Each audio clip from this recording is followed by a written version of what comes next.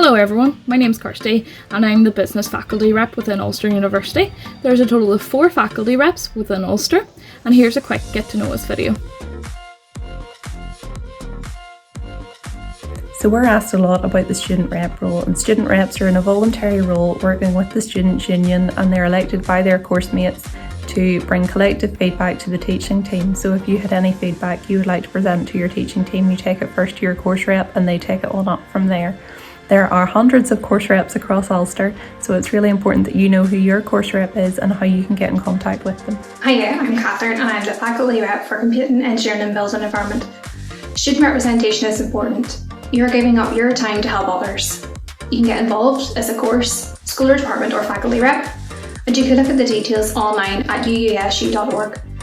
We've also released a new platform called Unity, a completely digital platform where you can access all of your course reps. You can raise questions, raise issues, and you can see them as they get feedback in real time. Thank you for watching.